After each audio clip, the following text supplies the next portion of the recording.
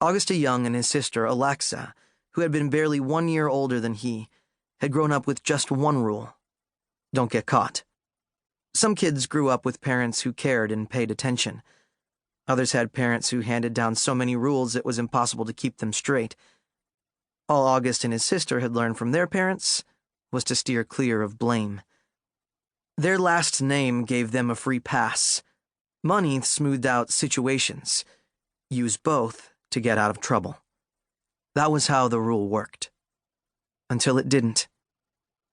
Almost 3 years earlier, back in New York, Alexa had broken the rule, resulting in expulsion, addiction, and a serious breakdown.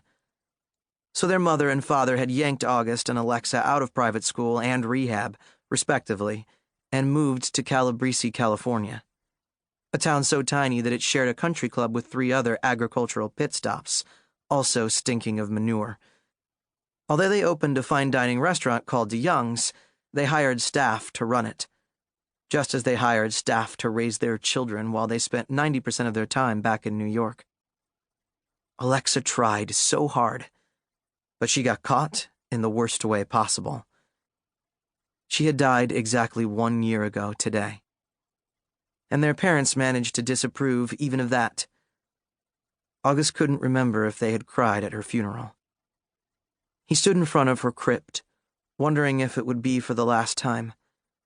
Set on a grassy hill overlooking the San Francisco Bay, the DeYoung tomb looked like a little marble Roman villa, an 8-foot-tall rectangle topped with an angled, tiled roof. 4 fluted columns anchored the corners, and a sad marble angel drooped on top of each one. The door was black as death, and the brass fittings gleamed like halos. The little villa had cost the equivalent of a year's tuition at Harvard, which Alexa had been expected to attend. But the crypt was a bargain, really, because there was room for a dozen more dead DeYoungs inside it. They hadn't buried Alexa in New York or Calabrese. San Francisco was a good address as cemeteries went, and it helped them keep the whole mess quiet. August was fiercely glad that Lex was finally out of Calabrese, which was nothing but grapevines and torment. Their parents had dumped them in a hellhole. That horrible, hopeless town had killed his sister, and it had been the people she knew, her friends. They had betrayed her. He remembered Alexa from the good days, when her light blonde hair had glittered and her skin had not been sallow, and whenever you looked at her she was smiling in a way that made you smile. Tiny and mischievous, like a little mouse. That was the Alexa he missed. But the one he mourned had been nothing like that. Dull eyes, hair of straw, scary thin. No mischief. The trap had sprung on the little mouse. Once the tomb had been completed about a month after her murder, August had started driving to San Francisco every Saturday morning in his new Porsche. His parents had bought him the car in the hopes of cheering him up. That was their answer to everything. More possessions, more stuff. It took about an hour to get there.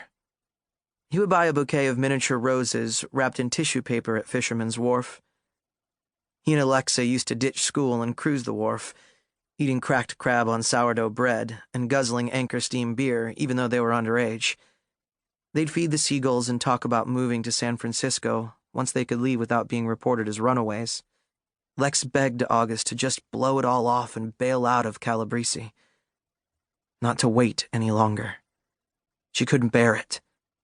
She said their parents would never report them because of all the hassle it would cause. He wished to God he'd listened to her. They used to get their pictures taken in the photo booth and go to the wax museum and send each other on little scavenger hunts all over San Francisco. He didn't know how many times she had made him find the Yoda statue in the Presidio or pick up something with a sea lion on it. He still had her sea lion collection. That was how the scavenger hunt tradition had been born. Just for fun. Just to be goofy. Until August got his driver's license. Lex never learned to drive because she was afraid of cars. They hitchhiked to San Francisco and zoomed all over the city via cable cars and taxis. Alexa causing scenes, leaping into fountains, and singing "What Does the Fox Say" at the top of her lungs in the lobbies of all the exclusive hotels. August trailing behind, handing out money with his apologies, smoothing it over. She wasn't hurting anybody. Not when she was with him. To keep listening to this audiobook, I've left you a link in the description so you can do it, at no cost thanks to Audible's 30-day free trial.